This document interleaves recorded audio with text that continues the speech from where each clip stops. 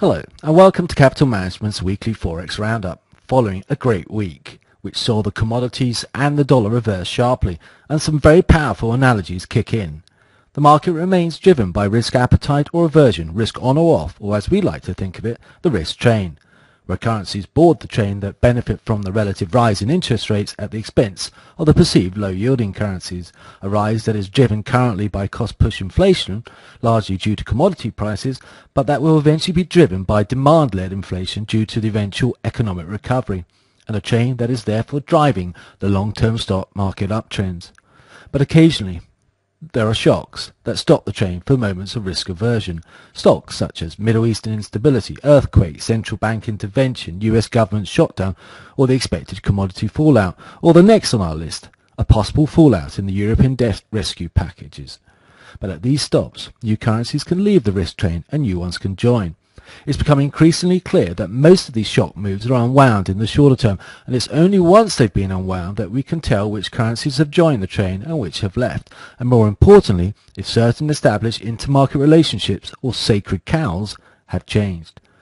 We have long held the view that a fallout in the commodity market would be the moment that the US dollar joins the risk train, as the alleged flood of QE dollars will find a new home in assets that produce a real return, and that this and the sudden expectation of lower inflation will be the trigger for real economic recovery. But first, the shock has to be unwound. The commodity market should therefore be creating a base in the shorter term to retest the highs, but a rally that is destined to fail. What does this mean for the dollar? The dollar has finally reversed. Having spiked the long-awaited Dixie C=A target of 73.28 and recovered sharply, it should spend most of the week correcting this move to provide another buying opportunity. The euro overshot a 2009 analogy target but is now back in line and should similarly spend the week recovering for a failed attempt at the high.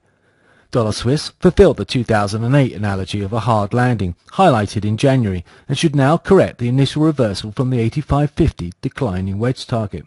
Cable has confirmed the end of an aggressive expanding wedge spike and should spend most of the week similarly in an erratic correction.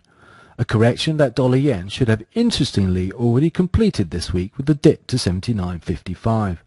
A move that implies and supports the view of recovery, at least to re-challenge the highs in sterling yen, and with a chance to resume the reversal in euro yen. This highlights the potentially corrective nature of the current whipsaw decline in euro sterling, back to the broken weekly downtrend line. It is this consolidation versus trend question that's also important to euro Swiss's 124 low, and the timing therefore of our 118.65 target. But if the dollar and the commodities has to spend the week correcting the recent moves before the reversal resumes, then watch out commodity currencies as the rally fades. The 24-hour 200-point dollar calendar analogy we highlighted during the week was part of, we believe, only the first leg of a new uptrend from the C=A corrective target of 94.50, and the Aussie, also following an analogy for the last month, should make a final rally above 110 to satisfy the long-awaited C=A target before an even more aggressive reversal. But to find out how and when we expect these moves, join us back on the risk train this week at marketvisiontv.com or Don Haynes or me, Ed Matz, on Twitter. Good luck, and of course, have a great week.